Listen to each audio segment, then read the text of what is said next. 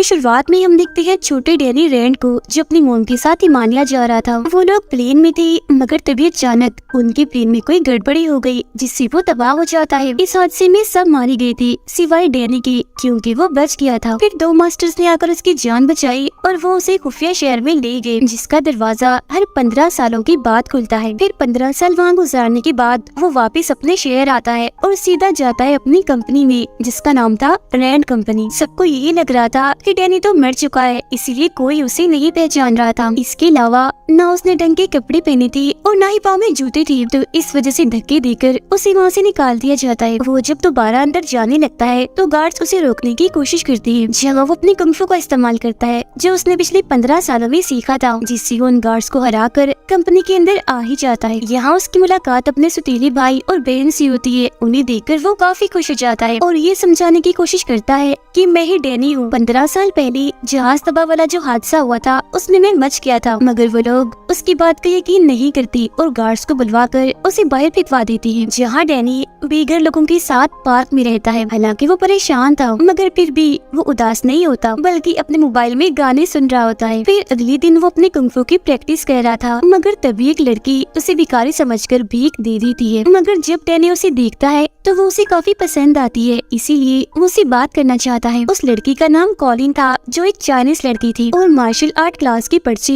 हर जगह पर लगा रही थी। डैनी फिर उससे बात करता है और जॉब मांगते हुए कहता है कि मैं मार्शल आर्ट और कुंग फू में काफी माहिर हूँ, तो मुझे रख लो, मैं काफी अच्छे से सबको सिखाऊंगा और ट्रेन करूंगा, जिससे तुम्हारा बिजनेस में डबल हो जाएगा। जिस पर वो मना कर देती है, कहती है ये मेरा बिजनेस है न कि तुम्हारा, तो तुम इस बारे में मत सोचो। इसके बाद उसका सुतीला भाई एक खुफिया जगह पर जाता है जहाँ उसके डैड होते हैं, और ये बात काफी अजीब थी, क्योंकि उसके डैड तो कुछ सालों पहले कैंसर की वजह से मर गए थे। मगर सच तो ये है कि वो मरी नहीं थी, बल्कि किसी वजह से वो बच गई थी और पीछे से अपनी कंपनी को चला रही थी, मतलब किसी की भी नजर में आए बगैर। जो बात उसे यानी इसकी बेटी को बिल्कुल भी पसंद नहीं है। वो यहाँ अपने डैड को अपने सुतीले भाई डैनी के बारे में बताता है। फिर डैनी अपनी सुतीली बहन से मिलने जाता है, जहाँ वो उसकी चाय में कुछ मिला देती है, जिससे वो बेहोश हो जाता है। और फिर अगले सीन में उसकी आँख एक मेंटल हॉस्पिटल में खुलती है, जहाँ डॉक्टर उसे हिमालय के बारे में पूछते हैं। यानी जब वो अपनी माँ के साथ जा रहा था तो वो उन्हें हिमालय की तो नहीं, बल्कि उस खुफिया शहर और कुंग फू के बारे में बताता है, जो सुन डॉक्टर उसे पागल समझते हैं। अब डैनी को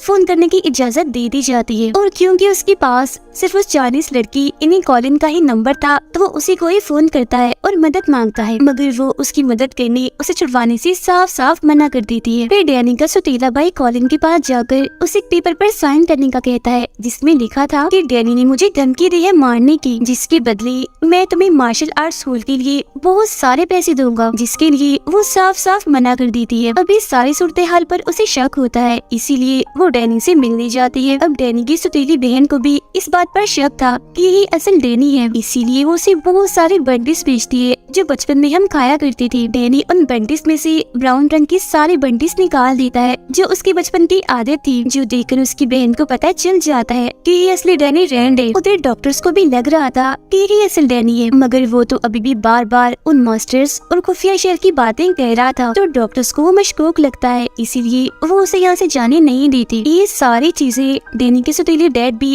कैमरास के जरिए देख रहे थे। उसे डैनी अपनी कंपनी के लिए खतरा लग रहा था, तो वो उसे उठवाने के लिए अपने कुछ गुंडे भेजते हैं, मगर वो उनसे काफी लड़ता है और अपने कुंग फू स्टाइल में उन्हें काफी मारकर हरा देता है। जिसके बाद वो अपनी आयरन फिस्ट वाले स्टाइल से मुक्का मारकर हॉस्पिटल का दरवाजा तोड़ देता है और वहाँ से भाग जाता है। जिसके बाद वो सीधा जाता है कॉलिन के स्कूल, उसे भी वो कराटे में हरा देता है, वो भी बड़ी आसानी से, जिस बात से कॉलिन काफी खुश हो जाती है और उसे कुछ कपड़े और यहाँ रहने की इजाजत दे देती है। जिसके बाद वो अपनी सुतीली बहन से मिलने जाता है, जहाँ वो उसे 100 मिलियन की ऑफर देती है। साथ ही ये भी कहती है, मगर तुम्हें अपना नाम बदल कर रहना होगा, ताकि तुम कंपनी के लिए कोई मुसीबत, कोई खतरा न बन सको। मगर डैनी को ये बात बिल्कुल भी पसंद नहीं आती। अब वो एक लॉयर यानी एक वकील से मिलता है, और क्योंकि वो भी पहले रैंड कंपनी में काम करती रही, तो डैनी उसे जानता है। वो उसे कुछ ऐसे सवाल पूछती है जो सिर्फ डैनी को ही पता थे, और जब वो उन सवालों के ठीक जवाब देता है तो उसे ये बात कंफर्म हो जाती है कि यही असली डैनी है। अब ये लॉयर डैनी की मदद करने वाली थी, ताकि कंपनी वापस डैनी को मिल जाए, और ये बात भी सबके सामने वो ले आए कि ये असली डैनी रैंड है। लेकिन उसका सुतीला भाई अपने गुंडे भेजकर वो सारे क्लोज सबूत मिटा देता है, जिससे ये बात साबित होती है कि ये असली डैनी है। मगर डैनी को यहाँ मदद मिल जाती है अपनी सुतीली बहन की तरफ तरफ से उसकी बहन ने उसके लिए एक चीज बनाई थी जिस पर डैनी की उंगलियों के निशान थे जो अब वाले डैनी से मैच हो जाते हैं। और आखिरकार ये बात साबित हो ही जाती है कि यही असली डैनी है, जिसके बाद उसे कंपनी का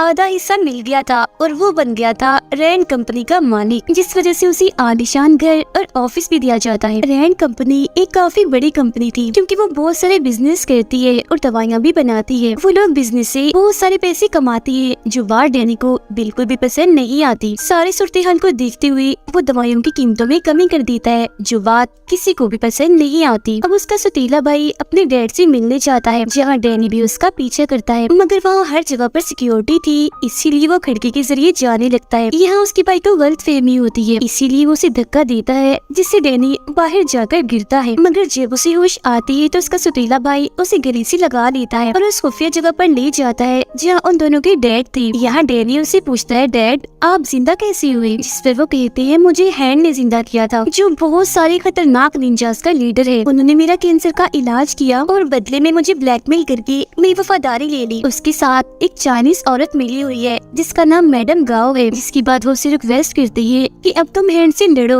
और सबको बचा लो और अपनी कंपनी को भी। अगले दिन वो अपनी बहन के साथ था मगर वो उसे अपने डैड के बारे में कुछ नहीं बताता। फिर जब वो जा रही थी तो कुछ गुंडे आकर उन पर हमला कर देते हैं और उसकी बहन को अगवा करने की कोशिश करने लगती है। तब डैनी उनको रोकता है और काफी बहादुरी से उनका मुकाबला करता है। वो लोग उससे एक कुल्हाड़ी जैसे हथियार से लड़ रहे थे मगर वो फिर भी डैनी के सामने टिक नहीं पाते। एक एक करके वो उन्हें टिकाने लगाता रहता है जिससे वो अपनी बहन को अगवा होने से बचा लेता है। अब ये दोनों बहन भाई जाते हैं कॉलिन के पास उस मैडम गाँव का पता लगवाने, क्योंकि वो भी चाइनीज थी तो हो सकता है कि कॉलिन उन्हें जानती हो, यानी जिसके बारे में उनके डैड ने बताया था। अब उनकी ये बात सच भी हो जाती है क्योंकि कॉलिन उन्हें एक चाइनीज होटल के बारे में बताती है जिसके लीडर से डैनी बात करने जाता है। तब वो बताता है कि रैंड कंपनी के साथ हमारी एक डील हुई थी मगर तुम्हारी बहन ने डील हमसे तोड़कर किसी और से कर ली, मतलब कि हमारे साथ धोखा किया। मगर जब डैनी उन्हें हैंड के बारे में बताता है तो उन लोगों का मुंह बंद हो जाता है और फिर वो लोग वहाँ से चले जाते हैं। मगर बाद में वो लोग डैनी को एक पार्सल भेजते हैं जिसमें हैंड का ही बनाया हुआ एक ड्रग, एक नशा था, साथ ही एक लोगो, एक निशान भी था जो आयरन फिस्ट के ड्रैगन का था जो डैनी के सीने पर भी बना हुआ था। फर्क सिर्फ इतना था कि उसमें पंख नहीं थे। इसके बाद हम देखते हैं कि मैडम गाओ इन्हें जो हैंड के साथ मिली हुई है इस ड्रग नशे के काम में, वो अपने बिजनेस को इतना ऊपर ले गई है कि अब किसी को भी ड्रग लेने के लिए पाउडर या इंजेक्शन का इस्तेमाल नहीं करना पड़ेगा, बस स्टिकर लगाओ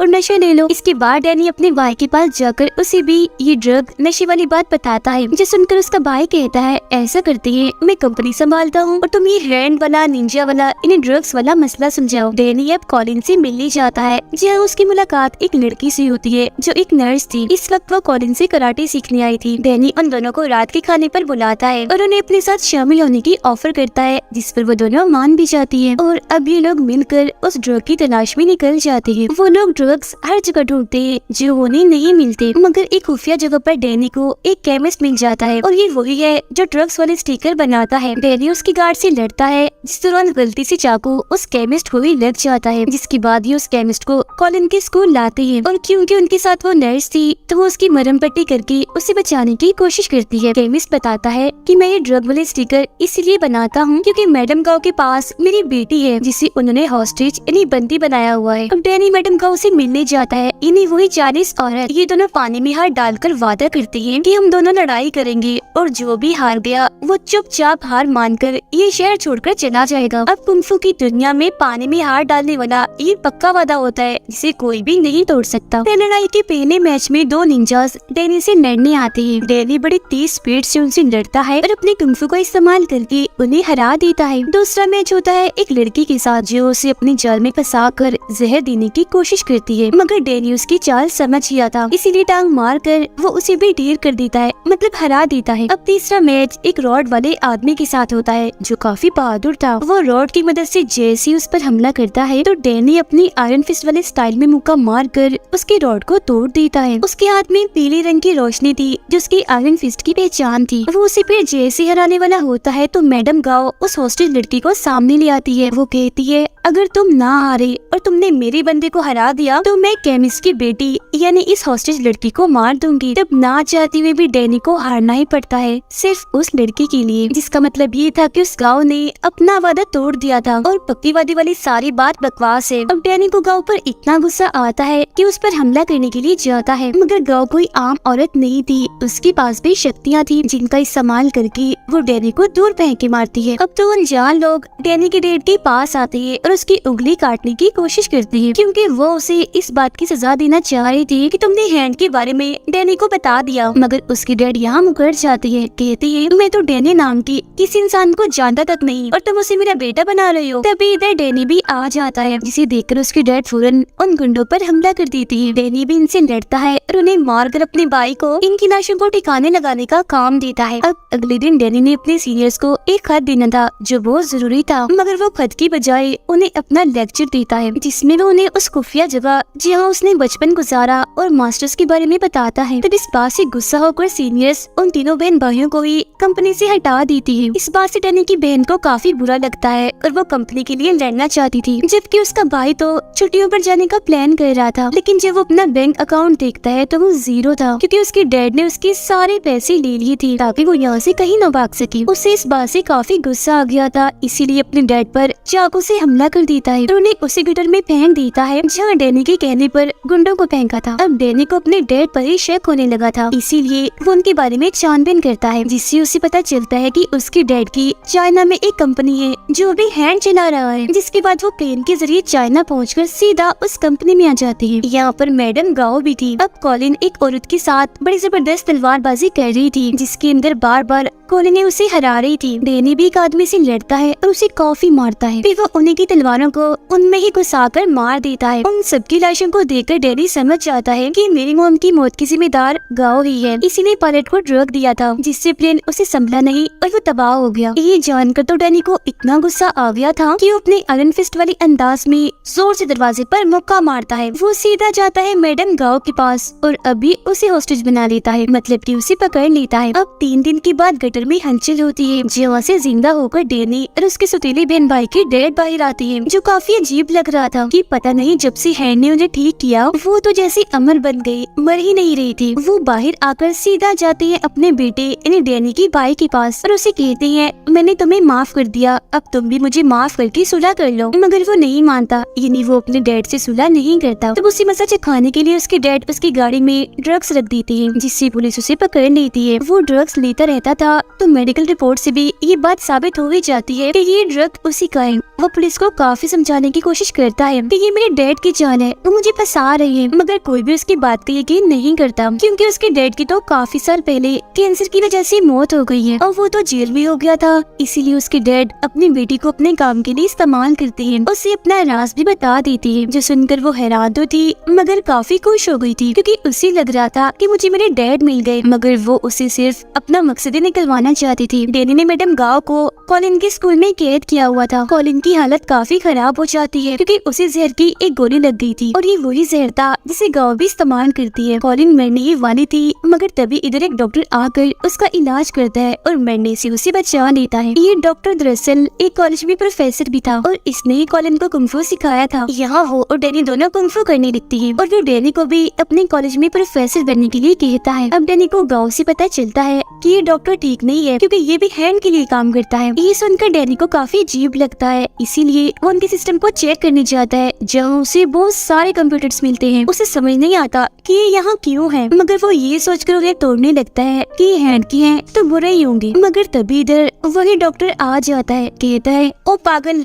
ये क्या किया, मेरी सारी फेवरेट मूवीज थी इसमें, जिसे तुमने तोड़ दिया। जिसके बाद इन दोनों में लड़ाई होने लगती है। जिस लड़ाई के दौरान यहाँ एक लड़का आ जाता है जो दरअसल डैनी का ही साथी था, इसीलिए वो उसकी साइड से डरने लगता है। ये असल में डैनी के साथ उसी खुफिया जगह में रहा है। वो डॉक्टर की बहुत सारे गुंडों को मारते हैं, मगर जब यहाँ से निकलने की कोशिश करते हैं तो सारे दरवाजे बंद कर दिए गए थे, इसीलिए वो यहीं फंस जाते हैं। अब डॉक्टर अपने बहुत सारे कुंफू के माहिर लोगों को डैनी से लड़ने भेजता है। डैनी भी यहाँ अपनी आयरन फिस्ट को ऑन करने की कोशिश करता है, मगर अब की बार आयरन फिस्ट वाला रूप उसके अंदर नहीं आता। मगर फिलहाल उसे इसकी जरूरत थी भी नहीं, क्योंकि वो वैसे भी काफी बहादुर था और ऐसी मामूली कुंफू की माहिर उसका कुछ बिगाड़ नहीं सकती थी। कॉलिन डैनी की मदद करती है, सारे दरवाजे खोल देती है। जहाँ डैनी का साथी उसे कहता है वापस उस खुफिया शहर में आ जाओ जो मास्टर्स रहते हैं, जिन्होंने बचपन में तुम्हारी जान बचाई, क्योंकि यही आयरन फिस्ट का काम होता है, उस जगह की हिफाजत करना। उधर डैनी के डैड को जब ये बात पता चलती है कि हैंक हमारे ही बैंक अकाउंट इस्तेमाल कर रहा है, तो वो सारे अकाउंट्स खाली करने का फैसला करती है ताकि हैंक को बर्बाद कर सके। डॉक्टर अब कॉलिन को पकड़ लेता है और जब उसे ये बात पता चलती है कि इसने भी हैंक को मरवाने के लिए डैनी का साथ दिया, तो वो अपने साथियों को कहता है कि इसे मार दो, और वो भी बहुत बुरे तरीके से। मगर वो कैसे भी करके खुद को आजाद कर लेती है और वहाँ से निकल जाती है। जब वो बाहर गुंडों से लड़ रही थी तो तभी इधर डैनी आ जाता है और कॉलिन को संभालता है। जेल में डॉक्टर डैनी के सौतेले भाई से मिलने चाहता है और ऑफर करता है अगर तुम्हारे डैड को मार दिया जाए तो मैं तुम्हें कंपनी का चीफ बना दूंगा, क्योंकि अब कंपनी मैं ही संभाल रहा हूँ। तो वो डॉक्टर की बात मान लेता है और ये लोग उस खुफिया जगह पर हमला करती है जहाँ उनकी डैड रहती थी। यहाँ का डैनी का सौतेला भाई कहता है मेरे डैड को मार दो, लेकिन मेरी बहन को कुछ मत करना। तब डॉक्टर उसकी बहन की तरफ गन से इशारा करता है और गोली चलाते हुए कहता है ये वाली बहन, जिससे जाहिर है गोली चलने से उसकी मौत हो जाती है। इसके बाद डॉक्टर डैनी को वीडियो कॉल करके वहाँ की सारी सूरत हाल दिखाता है, मतलब कि उसकी सौतेली फैमिली कितनी बुरी है। ये देख कर डैनी खुद को उसके हवाले कर देता है कि मैं कितना पागल था, अपने सौतेले बाप बहन भाई जितने बुरे लोग थे उन्हें बचाने की कोशिश कर रहा था, उनका साथ दे रहा था। अब डॉक्टर डैनी को मारना नहीं, बस उसकी शक्तियाँ लेना चाहता था, इसीलिए